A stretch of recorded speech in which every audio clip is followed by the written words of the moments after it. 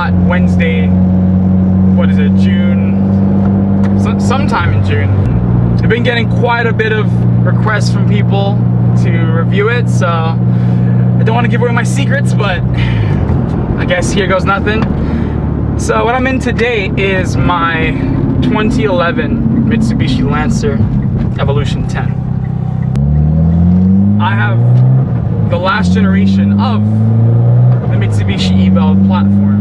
So what the EVO is, it's basically a four-wheel drive sports sedan setup version of the regular Mitsubishi Lancer, their small compact car. So as some of you guys may know, the EVO competed in rally racing ever since Mitsubishi, you know, were racing in the WRC Group A, well, it was really Group A back then, regulations and World Rally Championship. So back then they were using the Galant, which is the bigger sedan in Mitsubishi's lineup. They wanted to downsize after seeing Subaru, their main rivals, do that with the Impreza. They went from the Legacy to the Impreza. Fast forward to the 2008 model year, and they come out with the actually 2007. Fast forward to 2007. Scratch that. They come out with the EVO 10 after they released the Prototype X, and they were changing a lot of the design of the car. They've done that throughout the history of the EVO. They went through, before this, 3 evolutions of the body design. So 1, 2, and 3 look the same, 4, 5, and 6, and then 7, 8, 9. Once the 10 came out, it had a whole new design. People didn't like it at first. They said it was too big, too bloated. It wasn't boxy and aggressive enough. It kind of lost some of its aggression. And to those people, I say it's really more of a case of they had to modernize it for the current market that was at the time when the 370Z came out. Chevrolet had just came back out, or they were about to come out with the Camaro, with the Transformers movie. Ford had just pretty much kind of refreshed their S197 Mustang, so it was kind of a revolutionary car. The GTR had just came out, so the EVO had to kind of get with the times, and with the EVO 9 kind of getting outdated, and arguably people still feel it's the best one. I think it has the best looking front end. I'm not really too sure if it's my favorite EVO. For that, I'd probably honestly prefer the 6, but that's just all subjective. Anyway, the 10 basically became a modern interpretation of what a Lancer Evolution represents. So with that, it became heavier, it became a safer car, at the same time more technologically advanced. What the United States EVOs didn't have was all of the all-wheel drivetrain gadgets that Mitsubishi came out with, like for instance active yaw control, as well as the active center differential. Basically, what the active yaw control in particular means is that the rear differential is electronic, so it's not mechanical. Well, so to speak, it is, but it's controlled by a hydraulic pump, which is the AYC pump, which is in the trunk on the right corner.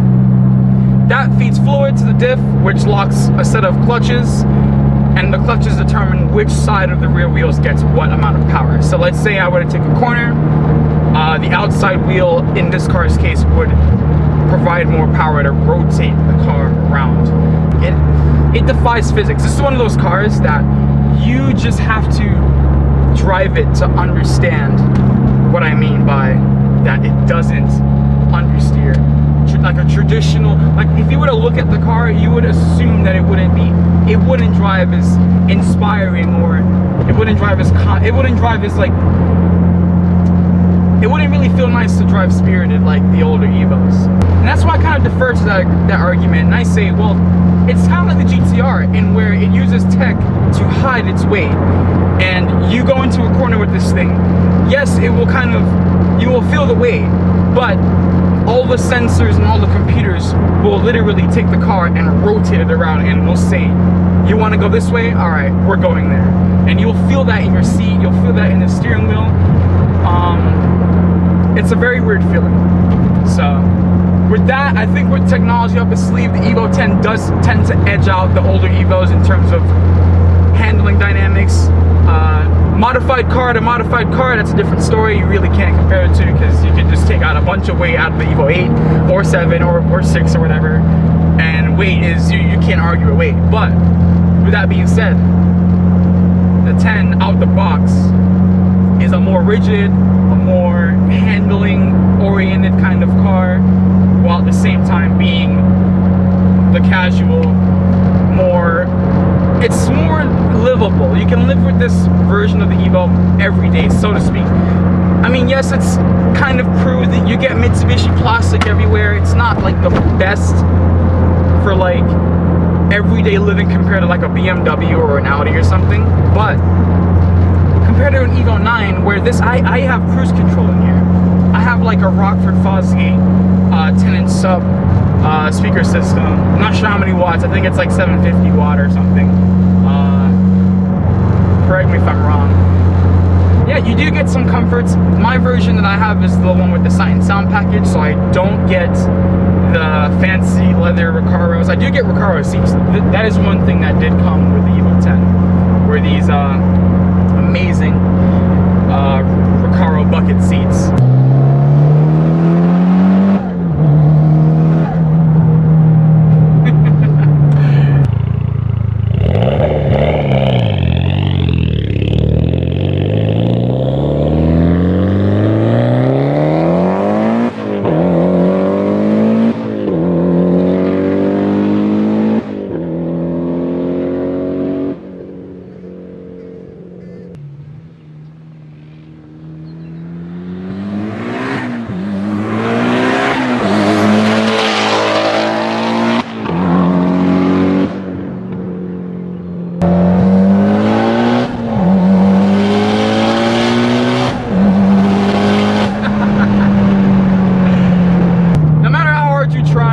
It's hard to get a Mark 7 GTI to sound like that, or a Ford Focus ST. So my particular EVO is a full bolt-on E85 hybrid turbo setup. It's running a GT spec turbo from TPC, Turbo Parts Canada. It's basically their hybrid turbo setup with a stock frame housing. It uses a compressor wheel from a GT3582R Garrett turbo. So it's billet. It's pretty much tuned on 27 PSI. For the numbers, this turbo is usually rated for around 600 on a stock block. Pretty much like high fives, low sixes. Because I wanted to get this tuned for like a circuit kind of drive, I wanted this to be like more reliable than powerful. So the numbers are kind of all over the place. Where do I start? It came on the dyno, it got up to 541 wheel horsepower, and then we noticed my fuel pump that I was running was a little bit lean on the AFR side. It wasn't pumping enough fuel in, so we dialed it back down. So the final numbers, tuned by my friend Greg at MGW, came out to 488 wheel horsepower and around 415 foot-pounds of torque. So, doesn't sound it's not as much as what this car could actually produce, but in terms of reliability, in terms of beating on it, that's really what I wanted it to be at. Specifically too, since I autocrossed the car, you really don't need much more than 400 horsepower, honestly. In an EVO, I think 400 horsepower is a lot, and with the video that it's already on my channel, I'm autocrossing with 488 horsepower, so you can kind of see. And it was a handful. Other things, I have the maperformance intake, maperformance intercooler pipe, AMS lower intercooler, ID 1300. Oh, yeah, the clutch I will get into in just a minute. ID 1300cc injectors. Actually, these are the 1300Xs, so these are the newer ones with the Boss system in it. When I got tuned, I was on a Deechworks 34. Deechworks DW300 pump. It was my second one. They were kind of going out at the time of the dyno, so we had to hot wire it, which is why we brought the numbers down. And then my second pump went, and I went and bought an AEM 340 liter per hour pump. So now it's actually running a little bit rich. I reckon if I get a retune, I will probably be right back above 500 wheel horsepower. It does feel a little bit quicker. Weirdly, I don't know how that makes any sense, but yeah, it's pretty much a 500 wheel horsepower car. And this AEM pump, I reckon it'll probably knock out 510, 515 with ease. But But yeah, it's a really nice reliable setup. I think it's just at the very top of keeping it track ready, but also fast and also like sensible and dailyable. You gotta love EVOs, man.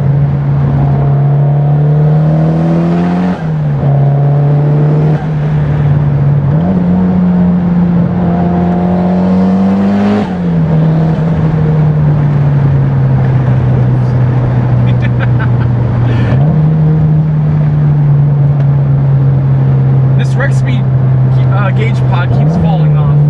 That's the one thing about Mitsubishi build quality, man.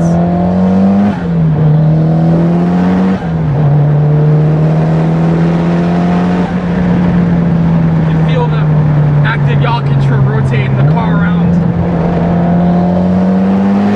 It's like a little gauge that tells you.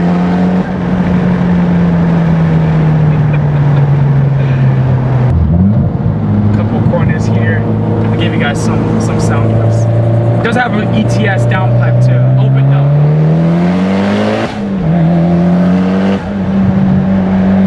Alright, easy now, easy now.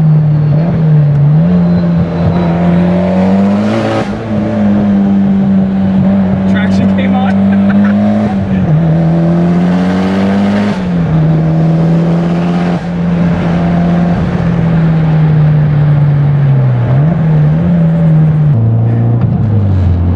So the clutch, like I was mentioning before, is a competition clutch stage 4. It's a 6-puck disc.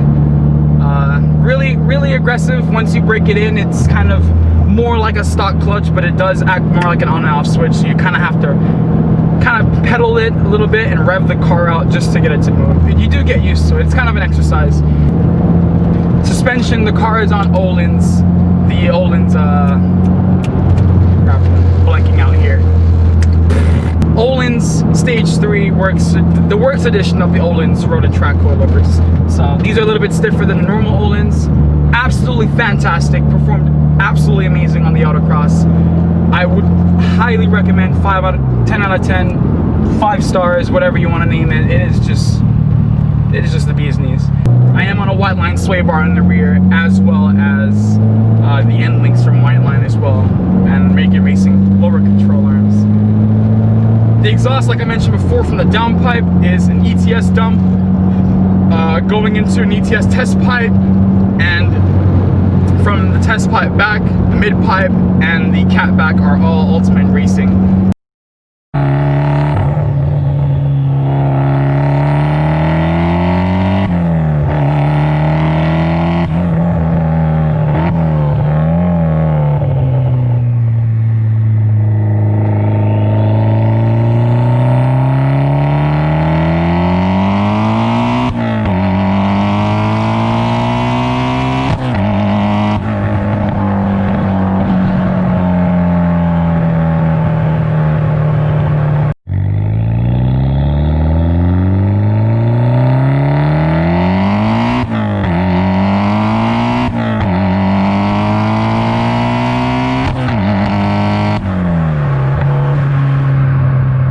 Ultimate Racing, I think, has one of the best sounds, I think, from the EVO. Second, maybe to, I don't know.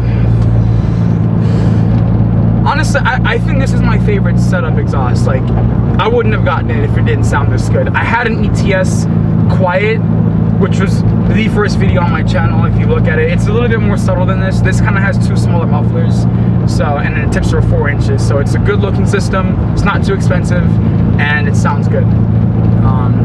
Doesn't look as good as a Tomei single. I do want a Tomei single, but the duals on this car sound so much better.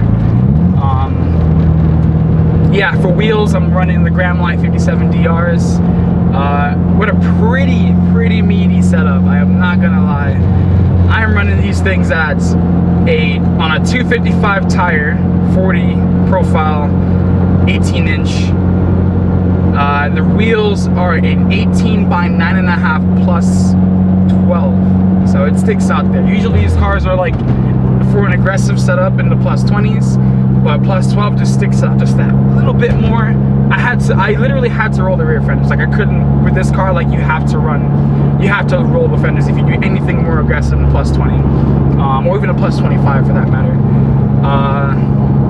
So it does give it like a nice little stretch, not too much to where it's no longer a performance car, but just enough to where I'm happy with. Anyway, guys, that was my quick little review of my EVO 10. I'm sure I'm missing a few things, but all in all, this is my channel. Feel free to comment if you want any more content on it. There will be a lot coming for sure. Definitely some track days and autocross coming up, I do believe on the 4th. But yeah, I will definitely see you guys next time.